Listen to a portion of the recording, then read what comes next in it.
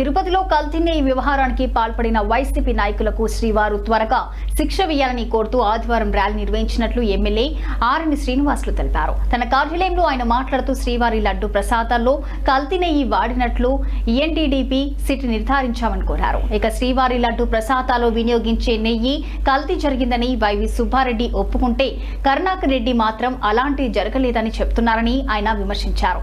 ఈ ఇద్దరి అభిప్రాయాలను బేరీజు వేస్తూ ఇక తాను మాట్లాడిన మాటలను వైసీపీ నాయకులు కొన్ని పత్రికలు వక్రీకరించారని ఆరోపించారు. ఒక పక్క వైవి సుబ్బారెడ్డి కల్తీ జరిగిందని ఒప్పుకోవడం జరిగింది. ఇంకొక చైర్మన్గా మన తిరుపతి పెద్ద మనిషి, తిరుపతి ఎమ్మెల్యే, తిరుపతి మాజీ ఎమ్మెల్యే భూమున కరుణాకర్ రెడ్డి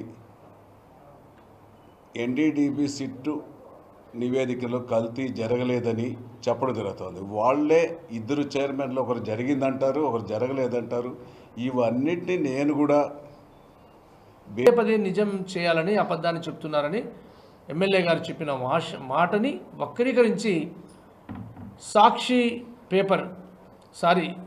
సాక్షి పాంప్లెట్ ఈరోజు అందరూ 100% 99% పేపర్లు కానీ మీడియా కానీ నిన్న వాస్తవాన్ని ఏదైతే జనసేన ఎమ్మెల్యే గారి ఆధ్వర్యంలో జరిగిన ర్యాలీ గురించి స్పష్టంగా ప్రచురిస్తే ఒకే ఒక ఛానల్లో అది పేటీఎం బ్యాచ్ ఉంటుంది కదా, వైసీపీ సోషల్ మీడియా, ఈ బ్యాచ్లో నిజాన్ని వక్రీకరించి అబద్ధంగా ప్రచురిస్తున్నారు. దయచేసి మేము చెప్తున్నాం, వైసీపీ వెళ్ళి భగవంతుడికి కొబ్బరికాయలు కొడితే దాన్ని మీ పాంప్లెట్లో మీ తొట్టి గ్యాంగ్తో మీ సోషల్ మీడియాలో దాన్ని ఎడిట్ చేసి మీరు రకరకాలుగా పోస్టులు చేపిస్తారా?